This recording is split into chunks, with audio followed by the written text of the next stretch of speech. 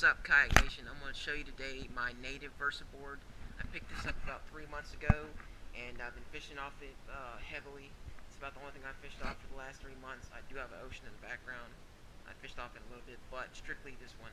I want to show you the overall what this kayak slash sup really is all about.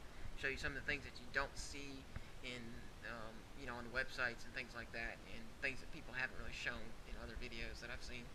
I'll start by the front here, just to kind of show you. This is the place where you can store stuff in the front. I like the open concept of it. It is nice because I like to be able to just set things down. I like the simplistic of this this hybrid here. I like the fact that it has this gear track in the center. It's nice and flat. It's pretty flat. So that way, like I said, I want to set things on it. It's not really hindering in the way too much. And I could slide my rod holder, which comes with it standard. Slap the rod holder in there, slap a rod on, sight cast, take the rod out, use it, put it back, whatever. It comes standard with comes standard with 4 scarper plugs. It's got 2 in the front, and then it has 2 in the back right here. As you can see, it's got the place for your feet when you're sitting down in the kayak. It's got basically, I guess you'd say it's both cup holders. It's kind of nice, be able to set your drink on, whatever. It's not going to be sliding around. I like to throw things in there too, lures or whatever, especially right in here.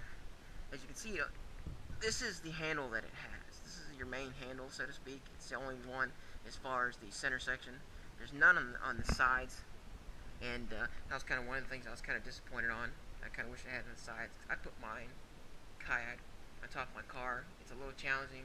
I can get it done, but it would be a little bit easier. It does, however, have it's got one in the front here, and then it also has one in the back as well, which is nice for being able to maneuver it around. It's got the standing platform here is kind of foamy.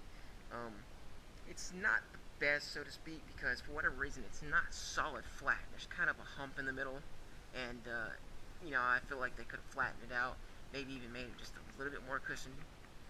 Speaking of cushiony, the one thing you'll find with this kayak, I'm 5'6", I weigh 150 pounds, and when I go to cast on this thing, if I'm trying to make a real hard cast, there tends to be a little bit of a give, so to speak, kind of bounce a little bit, and it's not bad, but I feel like if it was a little bit more solid, you might not have that. Here is the one of the seating options. This one's the one that came standard with it, obviously, because it's molded in. I don't really like that because I feel like that I can deal without it because it tends to hold water. This kayak, it's not the driest ride out there, so if you're looking for a kayak that's gonna, you want to stay on dry most of the time, this is not the one for you because it's only 7 inches thick and it sits low in the water. But what this kayak does well, and what the reason why I bought this kayak for, I bought it to be one that I could use fishing in the bay and stuff like that. I want to be able to sight cast reds. It does an awesome job with that because I can stand up, maneuver from side to side, and not feel like I'm going to be tipsy. It's got another section back here. You can put stuff. This is nice. This comes, standard with the bungee cords. One cool thing is this right here is just to hold this in place, I'm assuming. And this is your fin. Flip that lever forward and the fin pops down. When that fin pops down, you get nice, straight, true tracking. It really, really, really does well with that. One option that you can do with this, this is standard, I haven't done really anything to it, is a box that you can put on there. I'll show you my box. This is the box that I made for it. This is just like a automotive box, put your junk and whatnot in there. I bought it at Walmart for 18 bucks. And on the back here, I mounted three rod holder places. I like that. I can throw 3 different rods on there. Currently I'm taking 2 spinning reels, and I have an extra one right there. I can throw a 3rd rod in there, which I take a lot of times, and it's great. Back here is a hatch in the back.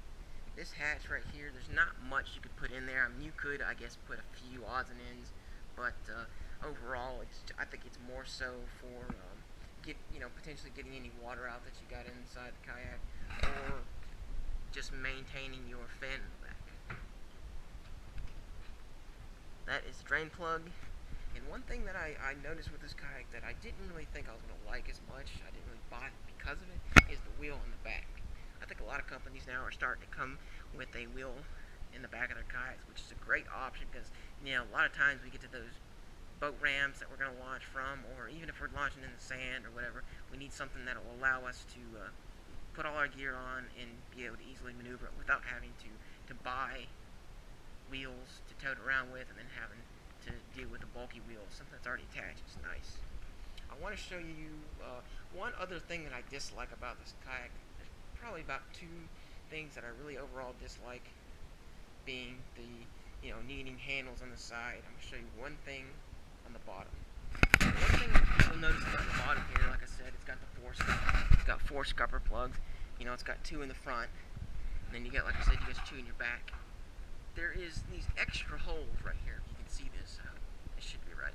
If you can see these extra holes, what I find these extra holes do when you're out on the flat, and I could be wrong, it may be just the scupper plugs doing it, but if you get any kind of movement or any type of wind and you start bouncing around a little bit, it creates this extra noise. So basically what I'm getting at is this kayak is not the quietest kayak that I've been in. I mean, I guess I really can't say much. I've only been in one other one, being my Ocean, but my Ocean tends to be a little bit more quiet than this thing. And I think it's what it is these extra holes here. The water tends to get up in there and it's just sloshing around inside, and it creates this kind of bubbly noise, so to speak.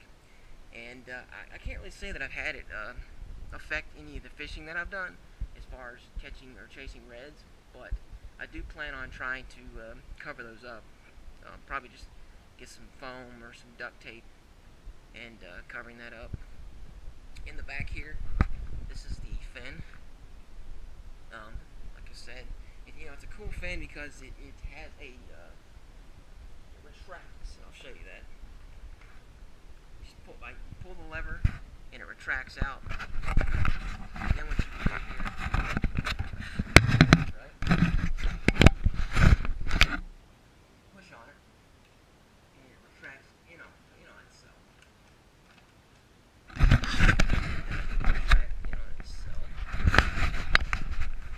And that's cool because you know, a lot of times you get in that real skinny water. I can get into, you know, 4 inches of water. It's probably where that fan's going to start to come in on itself, and that way I don't have to worry about it because when I'm on the flats, I can sit there and use it and you know, get real skinny, keep that straight tracking, and then if I don't have to worry about getting stuck, it's going to come in on itself, and I can still glide along decently.